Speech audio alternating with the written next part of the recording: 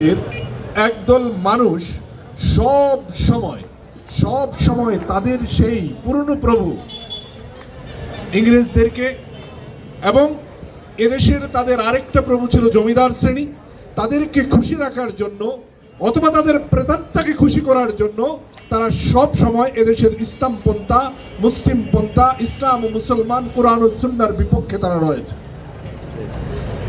তেমনই একটা শক্তি সেই সময়ে বাংলাদেশের রাজনীতিতে সক্রিয় ছিল, বাংলাদেশের বিভিন্ন বাহিনীতে তারা সক্রিয় ছিল। তাদের এই উদগ্র ভাষণায়, নোংরা মানসিকতার কারণে সেই সময়ের পুলিশ একটা ডানপন্থী সরকার ক্ষমতায় থাকার পরেও আল্লাহর রাসূলের পক্ষে মিছিলে নেওয়া মানুষের উপর গুলি করতে পেরেছিল এবং আজ পর্যন্ত তার বিচার হয়নি।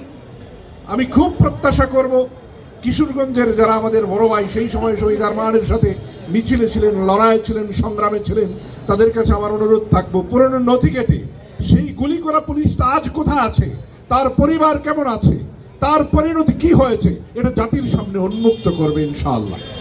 এই বিশ্বাস এবং এই আশাবাদ আমি আজকে ব্যক্ত করব। যারা শহীদ হয় তারা কখনো মৃত্যুবরণ করে না।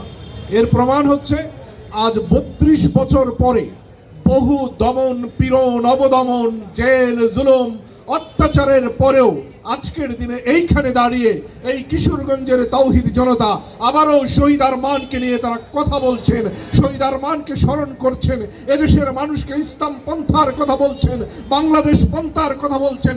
সকল অপশক্তির বিরুদ্ধে দাঁড়িয়ে এই কিশোরগঞ্জের মানুষ দিল্লি না ঢাকা, ঢাকা বলে চিৎকার তুলছেন, আওয়াজ তুলছেন। এ কথার দ্বারাই বোঝা যায় যে শহীদের রক্ত কখনো বৃথা যায় না, শহীদরা কখনো মৃত্যুবরণ করে না, শহীদরা সব সময় জীবিত থাকেন এবং শহীদদের আত্মা আমাদের অন্তরে অন্তরে বিচরণ করে করে আমাদেরকে জাগিয়ে তোলেন। আমরা যেন দেশ, জাতি, উম্মার প্রশ্নে কখনো আপোষ না করি।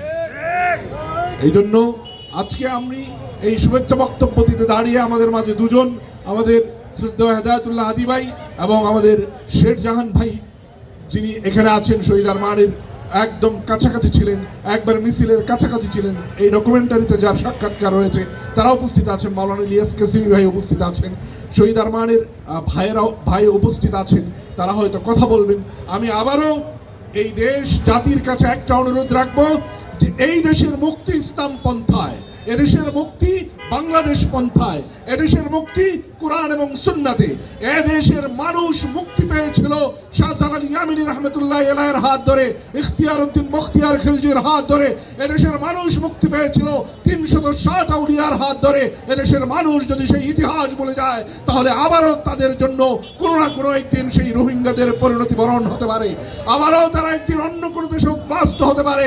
যদি এদেশের মানুষ শাহজালাল রহমতুল্লাহ আলাইহির সংগ্রাম, 360 আউলিয়ার সংগ্রাম, ইখতিয়ার উদ্দিন মোহাম্মদ বিন বখতিয়ার খিলজির সংগ্রাম, হাজী শরীয়তুল্লাহর সংগ্রাম, শহীদ তিতুমীরের সংগ্রাম যদি মনে না রাখে, তারা যদি আবারও এদেশের মধ্যে মার্ক্স পন্থা, বামপন্থা, ইসলাম বিদ্বেষী পন্থার প্রতি তারা মুগ্ধ হয়, তাহলে আবারও আমাদের পরিণতি সেই রকম রোহিঙ্গাদের মতো হতে পারে।